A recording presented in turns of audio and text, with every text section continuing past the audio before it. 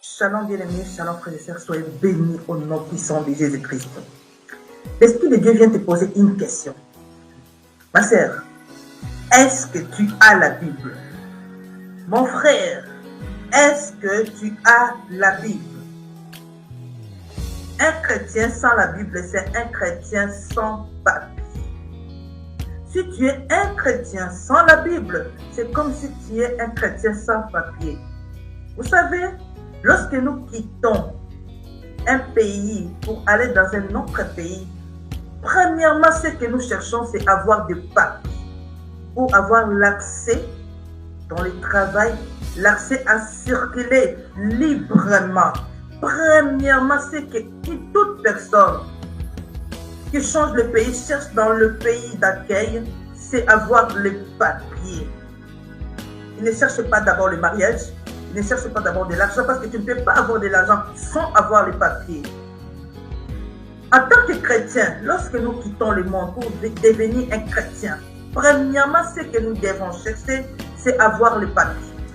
La Bible, c'est notre papier. Les papiers d'un chrétien, l'identité d'un chrétien.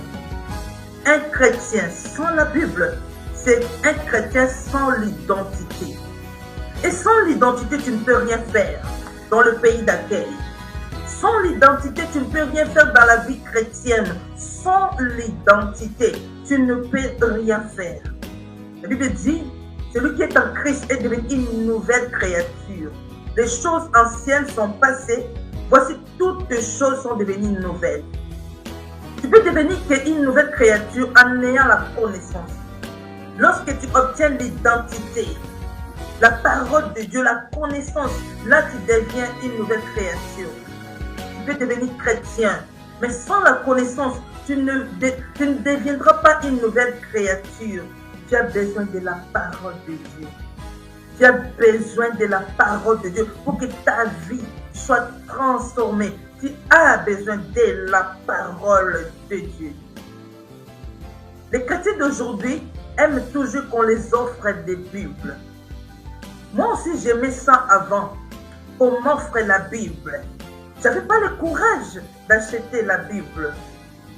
Mais toutes les Bibles que j'ai recevées, je n'avais pas le courage de les lire, de le méditer. Je n'avais pas le plaisir de les lire et de le méditer. Mais le jour où j'avais mis la décision d'acheter moi-même la Bible, cette journée-là, j'avais un plaisir. J'avais un plaisir en moi. J'étais même avec une nièce.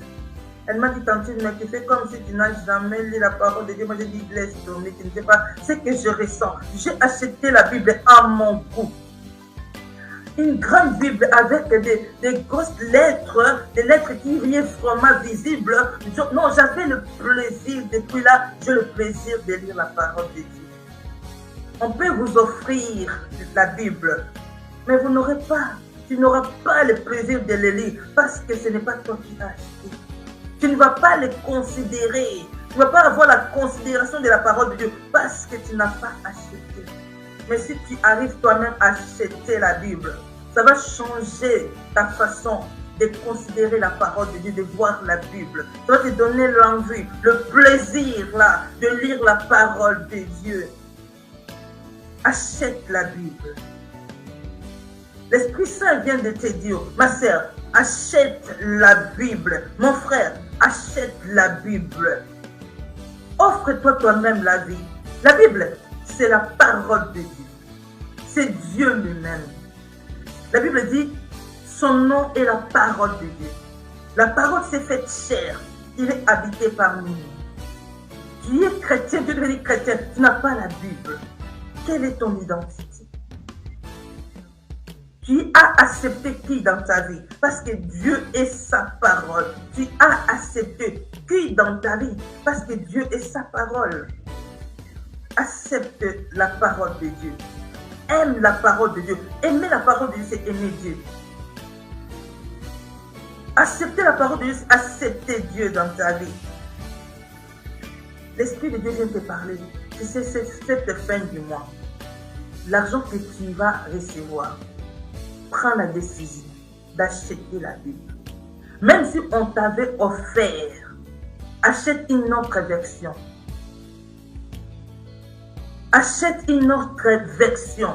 Un chrétien doit avoir même 2, 3 Bibles avec des versions différentes. Nous devons avoir 3, 4 Bibles avec des versions différentes pour mieux comprendre la parole de Dieu. Pour mieux comprendre. Ma sœur, mon frère, achète-toi la Bible. L'argent que tu vas recevoir cette fin du mois, achète la Bible. Ne demande pas à une autre personne de t'acheter la Bible. Si tu n'as pas le moyen, demande à Dieu de te donner le moyen d'acheter la Bible. Demande à Dieu. Ne demande pas à une autre personne. Demande à Dieu de te donner les moyens toi-même. Tu achètes la Bible. Achète la Bible, c'est ton identité. Tu dois t'offrir toi-même la vie. La Bible, c'est la vie, la parole de Dieu, c'est Dieu lui-même. Avoir la Bible dans ta maison, c'est avoir Dieu dans ta maison.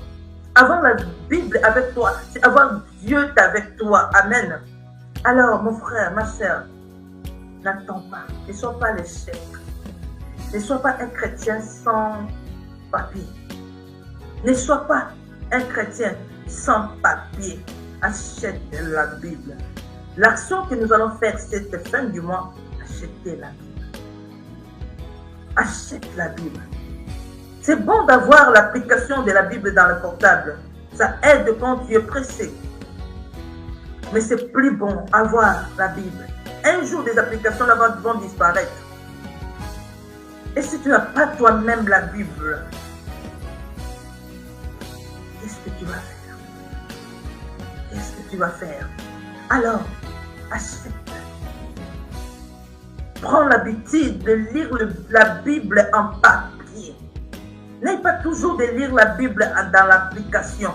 Prends l'habitude. Tu vas à l'église, amène ta Bible en papier.